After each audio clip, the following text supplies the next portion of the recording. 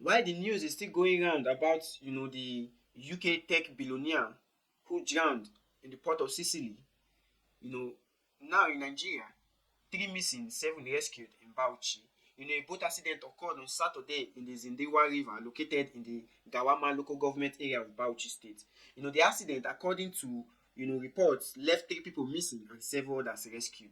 Eyewitness reported that the boat carrying 10 passengers, capsized around 4 p.m. as it attempted to cross the river. The boat was being used as an alternative mode of transportation due to flooding that had cut off the main road, forcing residents to rely on boats to reach their destinations. A rescue team from a nearby village responded swiftly, managing to save 7 passengers. However, the search continues for the 3 individuals still unaccounted for. The cause of the incident remains unclear, though some eyewitnesses suspected that the overloading may be played.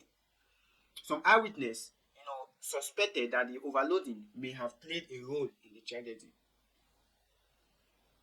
Time and time without number, when these things occur, when there's flooding and the alternative being the boat is to be used, as a medium of transportation, each boat has a minimum and maximum capacity of individuals it can carry. The moment you go beyond that, definitely a slight variation can cause the boat to capsize. And this in the case that it was due to overloading, probably might be the cause of the boat capsizing. River transportation is not something that should be treated with an ordinary hand, like you are driving on the highway. When someone goes down into the river and there is no expert on ground and you are not a good swimmer, the river draws you to the bottom, and most times it takes days, before they discover most of these lifeless individuals. Because why?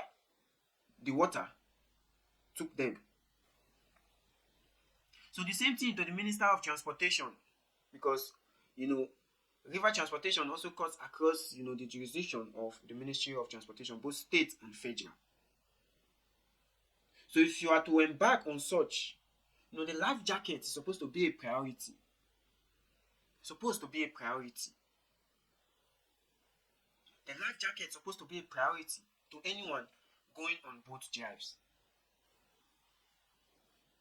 Because even if you know how to swim, there are cases whereby good swimmers fall into these rivers and they are not able to swim. And they get stuck and drown. So the Minister of Transportation, they have a lot of work to do. They shouldn't just sit in their offices, They should draft out reforms on how this river transportation is supposed to be. When you draw out a laid down plan, definitely,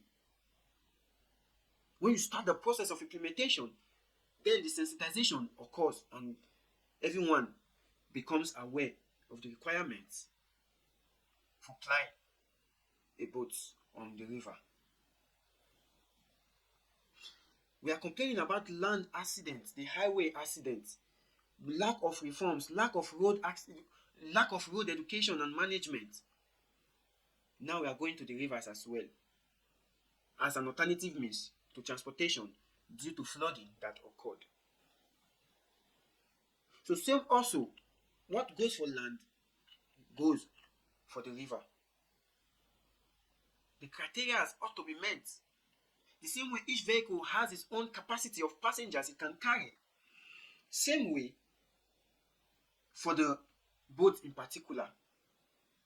Regardless of wherever you are loading from, there should be a specification to how many passengers and the kind of load that will be exerted on these boats.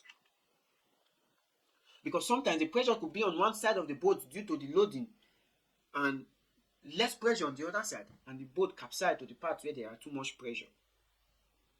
So these are the things that the Minister of Transportation they are expected to do. They should not sit down in their office and keep, collecting paycheck month to month, year to year. No plan, no reform, no transformation, no implementation, no sensitization, nothing at all. And yet, they flaunt the office as if they are doing something. I just hope and pray that the three individuals yet to be seen in due time and be laid to rest.